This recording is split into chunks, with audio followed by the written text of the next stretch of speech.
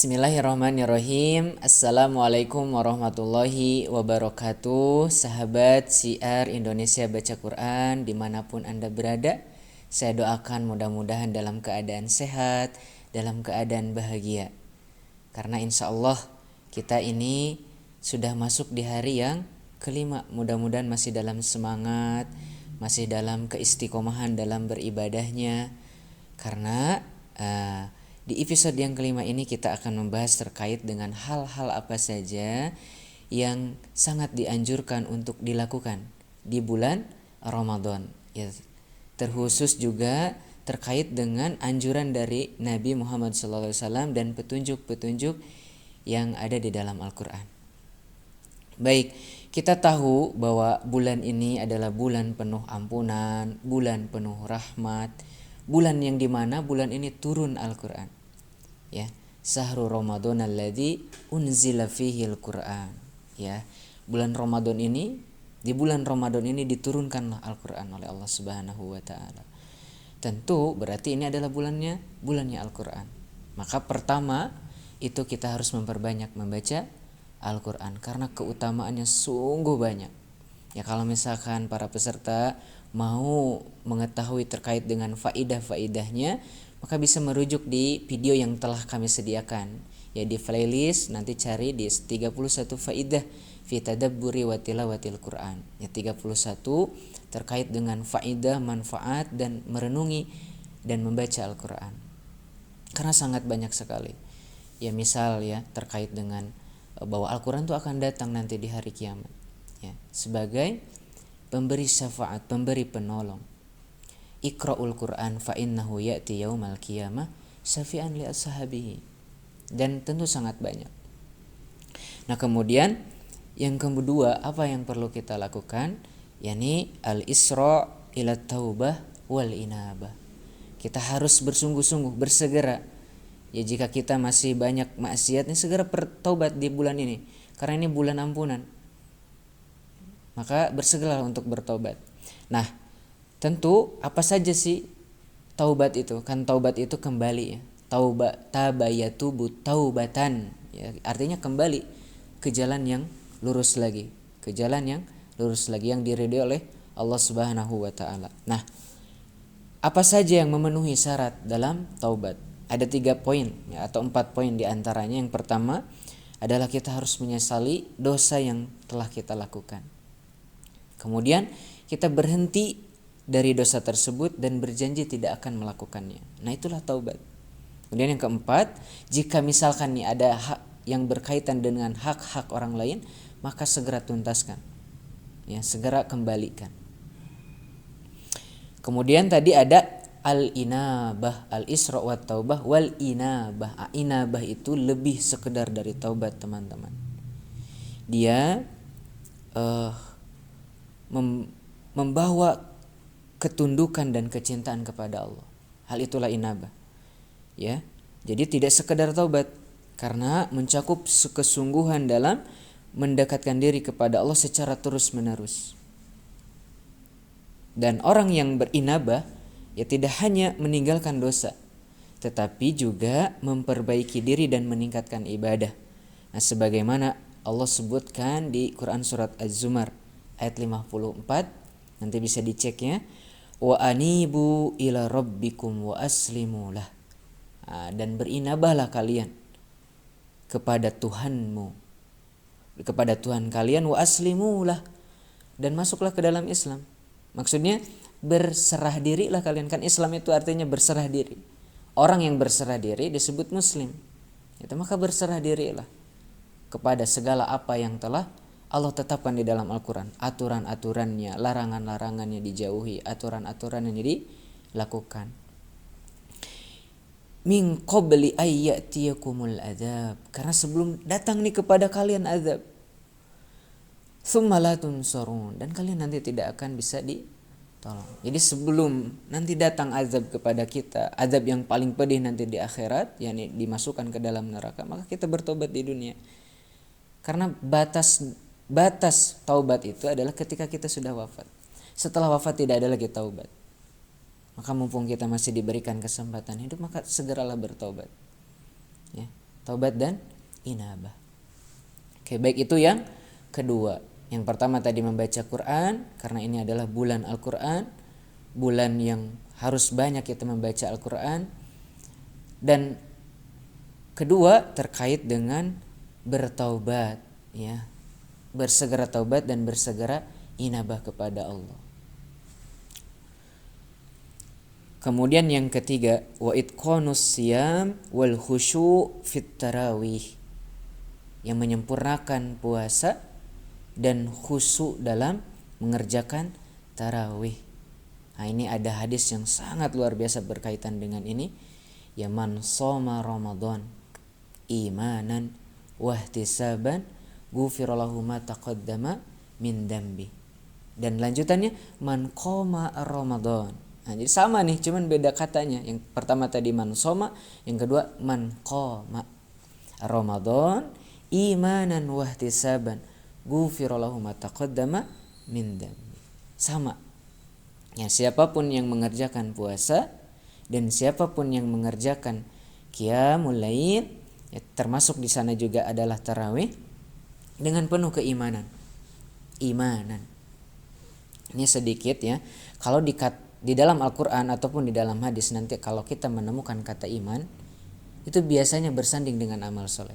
Contoh misal ya, ketika mewajibkan puasa di bulan Ramadan, Allah itu menggunakan ya ayyuhalladzina amanu. Ada iman tuh, ada kalimat iman. Ya ayyuhalladzina amanu kutiba alaikumussyam. Amal solehnya kutiba alaikumussyam, diwajibkan oleh kalian untuk berpuasa. Atau misalkan di ayat lain di surah Al-Baqarah ayat 25, wabasyiril ladzina amanu wa amilus sholihat.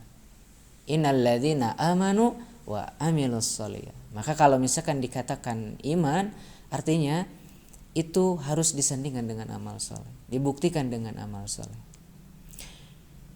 Dan kalau misalkan di dalam hadis ataupun di dalam Al-Quran kita menemukan kalimat iman dan tidak disebutkan amal soleh, maka di kalimat iman itu sudah include dengan amal soleh.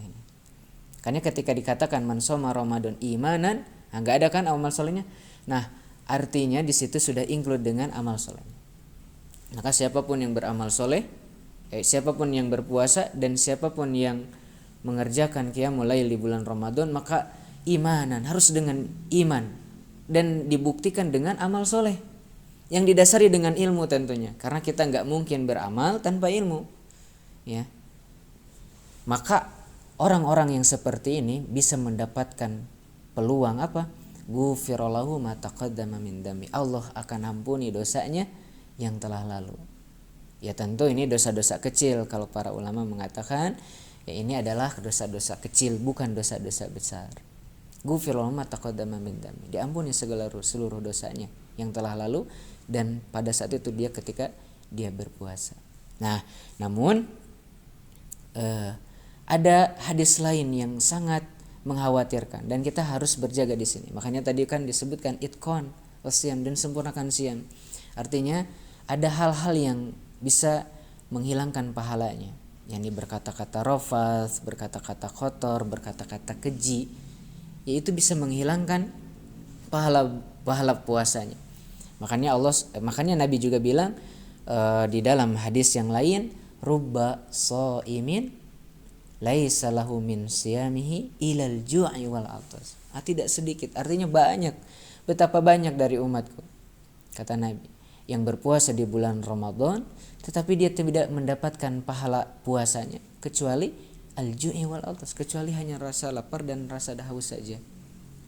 Ini kan mengerikan. Dan kalau misalkan kita lanjutkan hadisnya, rubba qaimin. Nah, satu lagi, rubba qaimin laisa lahu min qiyamihi ila sahar. Dan tidak sedikit, sangat banyak berarti orang yang menunaikan qiyamul lail dan orang-orang yang mengerjakan tarawih, ya tidak mendapatkan pahala dari tarawihnya kecuali hanya lelah dan rasa kantuk saja atau begadang saja. Nah, ini tentu ada hal-hal yang kalau Nabi sampaikan berarti ada yang seperti ini. Makanya kita berdoa kepada Allah, semoga kita tidak termasuk orang-orang yang seperti ini. Baik, itu yang ketiga ya. Kemudian yang keempat, wa adamul futur fil asri wal awasid. Nah, dan kita jangan futur nih. Ya, semangat kita jangan hilang di 10 hari kedua.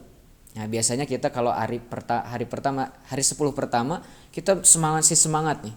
Masih powerful gitu ya. Masih semangat melakukan tarawih, tapi setelah di malam ke-11 sampai 20 hilang semangat. Nah, jangan sampai. Ya, maka nanti variasikan amalan-amalannya. Maka dari sekarang petakan kalau bisa. Dijadwalkan nih, hari pertama mau ngapain, hari kedua mau ngapain, hari ketiga mau ngapain. Ya tentu dengan petunjuk-petunjuk di dalam Al-Quran dan hadis. Kemudian wa taharri lailatul qadar. Dan kita memburu, ya, mencari malam Lailatul Qadar. Karena di bulan Ramadan ini ada satu malam yang itu lebih baik daripada 1000 bulan. Ini sama dengan 83 tahun. Ya, jadi kalau kita dapat tuh pahala di situ, kita seperti kalau misalkan kita ibadah di situ, sholat malam Lailatul Qadar, atau misalkan kita sholat tahajud di situ, seperti sholat 83 tahun. Jadi makanya ini harus semangat nih.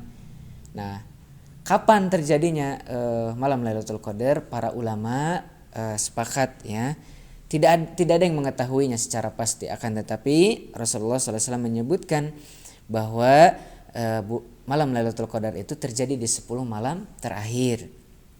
Ya, di malam-malam yang ganjil. Artinya mungkin nanti kita cari di malam 21, 23, 25, 27, 29.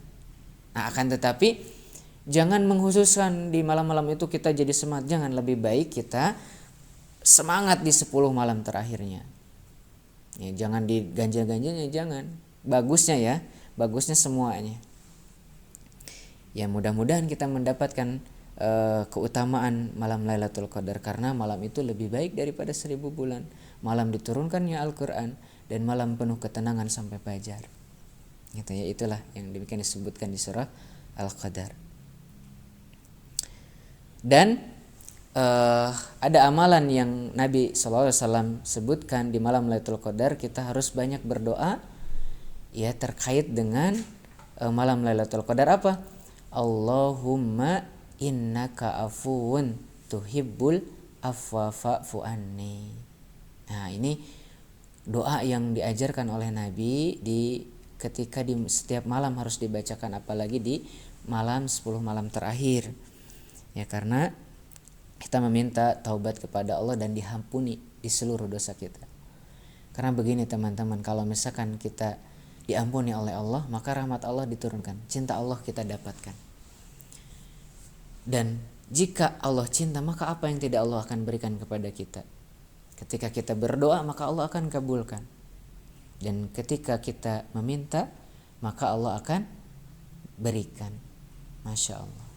Nah, kemudian apalagi yang perlu kita lakukan di bulan Ramadan ini? Tentunya banyak bersedekah. Ya, apalagi misalkan kalau mau lebih banyak pahala, mendapatkan pahala Ramadan, ya kita memberikan makanan kepada orang. Karena di dalam hadis itu disebutkan cuma sebutir kurma, ya.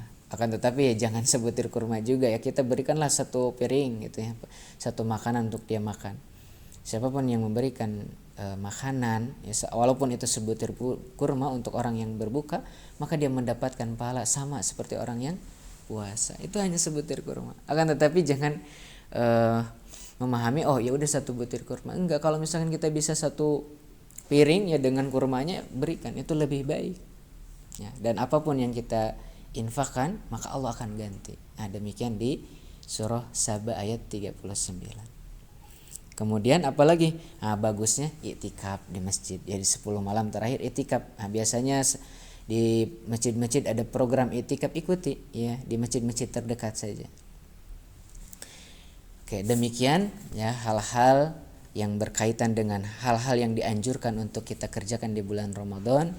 Insya Allah kita akan bertemu lagi di esok hari terkait dengan hukum puasa. Nah, apa saja?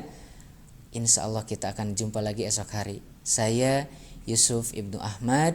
Barakallahu fikum. Wassalamualaikum warahmatullahi wabarakatuh. يا أيها الذين آمنوا كتب